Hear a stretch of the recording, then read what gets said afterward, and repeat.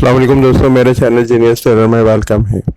अगर आप जैकेट की कटिंग करते हैं और आपकी जैकेट की बैक में झोल आता है, ये दो काम आप कर लें तो कभी भी जैकेट के बैक में आपको कभी कोई कंप्लेंट नहीं होगी। आप जो भी साइज कटिंग कर रहे हो जैकेट का, आपने सबसे पहले काम करना है, दामन में 2 इंच का हमने लाइन लगाई है। उस लाइन से मैंने जैकेट की लेंथ की मार्किंग करनी है। 28 लेंथ है, 28.5 पे लाइन लगाया। उसके बाद आप शोल्डर की डाउनिंग का निशान लगाएं, कमर की डाउनिंग का निशान लगाएं। जो भी लेंथ हो हमारी, उसके हाफ में 2 इंच प्लस करके मैंने एक कमर का मार्क लगा लिया। हमने इन तमाम लाइन को स्ट्रेट करना है।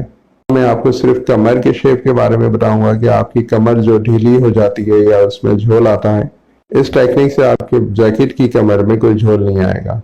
आपने सिर्फ ये काम करना है तो आपकी जैकेट जिस तरह की भी साइज हो, आपकी जैकेट बिल्कुल परफेक्ट होगी। बैक की फिटिंग बहुत ही शानदार आएगी। हमने जो लेंथ की लाइन ली है, वहां से सीने की लाइन तक हमने एक 1.25 इंच की लाइन लगानी है। हम नाप कर इस तरह 1.25 इंच की लाइन लगाएंगे। उसके बाद मैंने सीने की लाइन से जो दामन की लाइन लगाई है, वहां तक 1.5 इंच की लाइन लगानी है। ये एक 1.25 इंच का डिफरेंस मैंने रखा है इसमें, जो शेप के लिए मैंने यूज किया है। आपने एक 1.5 इंच की लाइन लगा ली। इस 1.25 इंच के डिफरेंस को मैंने शेप देना है, शेप पट्टी से। ये शेप आपने ध्यान रखना है कि सीने से पर हमारी लेंथ की लाइन है, उसके हाफ में खत्म करना है। ये शेप पट्टी मैंने कमर से ये शेप शुरू करना है, सीने के ऊपर सेंटर में खत्म कर देना है। देख सकते हैं कि जैकेट में मैंने शेप दिया है। दूसरा काम आपने ये करना है, अपने बैक की जो लूजिंग है वो इसके चौथे में, जो भी आपका चेस्ट हो, यहाँ मैं 40 चेस्ट की जैकेट फिटिंग कर रहा हूँ, इसके चौथे हिस्से में 1 इंच से ज्यादा लूजिंग नहीं देनी। यानी मैंने 10 इंच में 1 इंच प्लस किया, 11 इंच की लूजिंग दूंगा। 11 इंच में मार्किंग की है। आपको बता भी दूं, ये मैंने आपको लिख दिया है आसानी के लिए कि 40 चेस्ट है तो मैंने 1 इंच लूजिंग दी है। इसी तरह आपने कमर में भी 1 इंच की लूजिंग देनी है, और हिप में भी जो भी हिप साइज हो उसमें 1 इंच ही की लूजिंग देनी है। 1 इंच से अगर ज्यादा लूजिंग देंगे तो कमर में झोल आएगा, ये कमर ढीली हो जाएगी। आपने बैक को ज्यादा बड़ा नहीं करना। बाकी जितनी भी आप लूजिंग देना चाहें वो आपने फ्रंट में देनी है। बैक में 1 इंच ही की लूजिंग देनी है, 1 इंच से ज्यादा कभी भी हम लूजिंग नहीं देंगे। इससे 5.5 इंच हम इसके चौक का निशान लगाएंगे, इससे ज्यादा आपने चौक का निशान नहीं लगाना। आपने इसकी शेप लाइन पे सिलाई लगानी है, जो हमने इसकी 1.25 इंच की शेप लाइन लगाई है।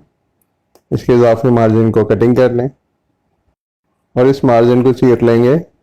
हमने इस तरीके से इसको चीरना है। इस शेप सिलाई के बाद जो बैग में नम आ रही है, हमने इसको ख़त्म करना है।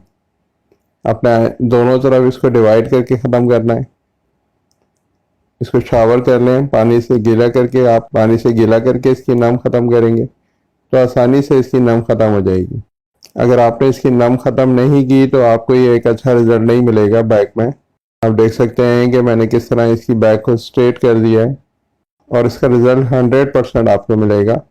अगर आपने अब तक मेरे चैनल को सब्सक्राइब नहीं किया है तो मेरे चैनल को सब्सक्राइब कर लें, क्योंकि नेक्स्ट वीडियो में मैं आपको बताऊंगा कि आपने कौन सी जैकेट हैं कि जिसमें ये सिलाई नहीं लगानी।